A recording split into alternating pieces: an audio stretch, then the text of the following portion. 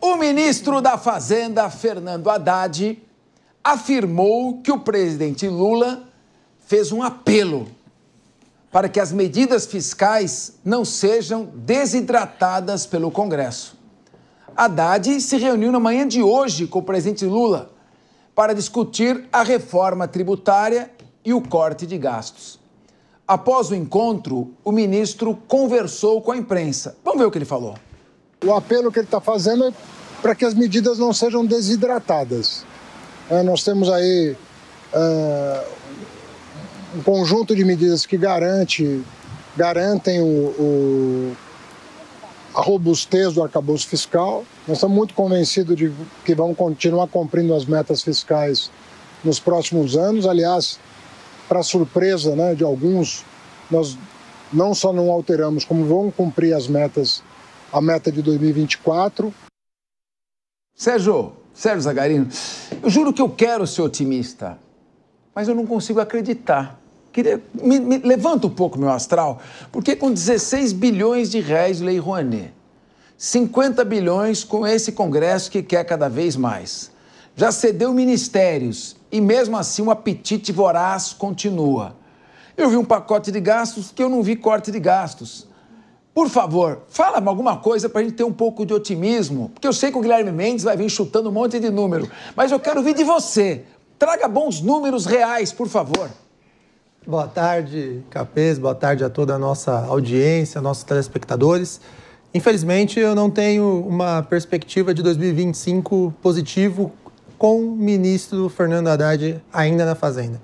É inadmissível um governo deixar para a última semana do Congresso Nacional, que historicamente tem uma cultura aqui no Brasil, desde a nossa redemocratização, de colocar a faca no pescoço do presidente, quem quer que seja. Eu não estou dizendo aqui que se trata do presidente Lula, fizeram igual com o presidente Bolsonaro, com o presidente Michel Temer. É histórico que os parlamentares brasileiros, eles querem sempre mais. E eles procuram sempre abastecer as suas próprias bases, porque eles não estão preocupados com o desenvolvimento do Brasil. Eles estão preocupados, infelizmente, apenas com o seu próprio umbigo. Dito isto, qual é o cenário? Temos agora, na última semana do ano, que o parlamento vai parar, o recesso é a partir do dia 20, ou seja, nós temos até sexta-feira para aprovarem o orçamento de 2025, e aí não tem desculpa, porque é obrigatório, não dá para deixar passar, eles têm que fazer essa votação. Sabendo disso, o presidente da Câmara, que é muito bem articulado e visa ali também fazer o seu sucessor, aliás, já está tudo organizado para o seu sucessor em 2025. O que ele teve como estratégia? Ele fez o seguinte: olha, meus deputados aqui, sabe como é, presidente? Nós precisamos liberar nossas emendas. Só que essas emendas, tu acredita que o STF está lá falando pra gente dar publicidade, transparência, onde já se viu? Então, dito isso, a AGU foi e decretou uma portaria para conseguir a facilitação de emendas para os deputados, que agora eles estão um pouco mais, podemos dizer, felizes. Eles estão com o espírito do Capês natalino e vão fazer as votações agora. Só que é um cenário desastroso. Por quê? O pacote de redução de gastos não reduz gasto. Esse arcabouço fiscal, que foi uma invenção do governo petista para gastar mais, inclusive mais do que arrecada, com uma desculpa de que, na verdade, não é gasto, é investimento, ele fez com que o Brasil começasse a ir por um caminho econômico muito pessimista. Nada diz o contrário, senão os preços no mercado, o IPCA subindo, a dívida pública crescendo, afasta o investimento, afasta o mercado. Então, o cenário para 2025 é de crise. Agora, os deputados vão conseguir passar o que eles quiserem, porque, infelizmente, o governo federal está, eu digo isso há algumas semanas, cambaleando, está nas cordas bambas. Hoje, quem governa o país chama-se Arthur Lira, chama-se Rodrigo Pacheco, sim, o Congresso Nacional. Não vejo um cenário otimista, Capês. Ô Guilherme Mendes, tudo bem, a gente fez uma brincadeira aqui, claro que você é super sério, mas veja bem, o que preocupa, Guilherme Mendes? A dívida externa brasileira está batendo 9 trilhões de reais. Isso é 77% do nosso PIB, praticamente 80% do PIB. Só agora, nesse ano de 2024... Dívida pública, né? Dívida externa. Dívida pública está em 6.700, 300 e tantos bilhões de reais. E o déficit fiscal acumulado de janeiro até setembro está 105 bilhões de reais. Então, eu pergunto para você, os Estados Unidos da América estão vivendo aquela fantasia de rolagem da dívida. Toda hora que eles precisam, eles emitem bonds, que são papéis para vender no mercado, tomam empréstimos, os principais credores são China, Japão, e vão rolando. Só que eles têm a vantagem de que todo mundo compra mercadorias no mundo com dólar, que é a moeda deles. O dólar não está lastreado em ouro, está lastreado em nada, o dólar. Como é que a gente vê um eventual crescimento econômico, ou até eventualmente do PIB, sem que isso seja um voo de galinha, na medida em que nós estamos ancorados, tem uma âncora puxando para baixo, que é essa dívida externa. E um Congresso Nacional que não colabora. Por favor, eu tenho certeza que vai dar uma visão mais otimista. Eu vou dar uma... Boa tarde, Capês, boa tarde, amigos de casa. Eu vou dar uma visão otimista considerando dois fatores, que são possibilidades, mas que talvez vão impactar diretamente nisso que você falou, Capês, a relação do Brasil e a relação da cotação do dólar, o que impactaria diretamente a nossa dívida externa. Com a chegada ao poder do presidente Donald Trump, a perspectiva de encerramento das duas guerras que hoje abalam a economia mundial, tanto na Ucrânia quanto no conflito Israel versus Hamas, tem uma nova perspectiva de encerramento, ou se não de encerramento total e absoluto, de pelo menos uma situação de maior apaziguamento e com isso a economia volta a girar da sua forma normal, como aconteceu há 3 anos ou 4 anos atrás. No caso, a Ucrânia, estamos indo aí para 2 anos e meio. Isso é algo que vai ajudar o Brasil e vai ajudar a economia global de uma maneira geral. Então, contrário à linha do que o Zagarino vinha falando, se a gente for analisar a perspectiva do cenário externo, eu imagino que o cenário externo vai ser melhor em 2025 do que foi em 24 e em 23. E isso ajudaria muito as contas públicas brasileiras. Fora isso, é importante se destacar, diferentemente daquilo que foi feito no governo Lula 2 e depois no governo Dilma 1, em que você tinha o incremento da renda por meio de benefícios sem uma expansão muito grande da base produtiva, notadamente da indústria, dessa vez a aposta do governo é um pouco diferente. O governo lançou, há meses atrás, um pacote muito ousado e muito significativo, ou seja, aportou muitos recursos em 2 setores muito importantes da nossa economia. Primeiro, o setor agrário. O Plano Safra 24 é o maior plano de apoio ao agronegócio da história do Brasil. E segundo, o plano de reindustrialização do país, que aí sim, Capês, vai chegar naquilo que você falou, criar bases sólidas para que o país produza, não somente consuma. Um crescimento econômico, um crescimento do PIB baseado tão somente no consumo, não é algo que se sustenta a longo prazo, como você bem colocou.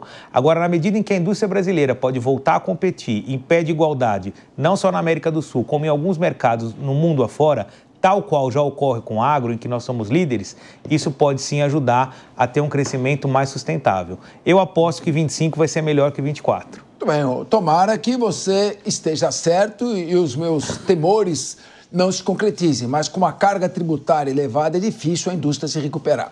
Bom, Haddad também falou sobre a expectativa para o orçamento. Vamos ouvir. A nossa expectativa é que esse conjunto de medidas seja todo ele aprovado esse ano, inclusive a LDO e o orçamento. E o salário mínimo? O presidente Lira já deixou claro que nós estamos convencidos de que as medidas vão ser apreciadas esse ano. O presidente Lira já deixou claro que se precisar convocar a sessão de manhã, de tarde e de noite, até quinta-feira, a Câmara vai estar disponível para atender o país. Inclusive pacote fiscal? Inclusive não, porque como é que vai votar? Como é que vai votar o orçamento se não... Tem que saber o que entra e o que sai do orçamento para fechar a peça orçamentária, tá certo? O Haddad deu uma apagada aí. Não sei se ele deve estar cansado, dormindo pouco. Mas, bom, Raquel Galinatti, tem que votar o orçamento. Mas é aquela questão, tudo parte de uma premissa. Não há discurso econômico erudito, não há fórmulas mágicas. É gastar menos do que arrecada. Cortar naquilo que não é essencial. emenda parlamentar não é essencial. Então o governo tem que buscar força política para isso. Como é que você vê... É claro que o Haddad está tentando fazer o que ele pode, né? Só que o que ele pode está muito pouco, né? Além de... Boa tarde aos nossos amigos de bancada, grande mestre, professor doutor Fernando Capês e a nossa audiência qualificada.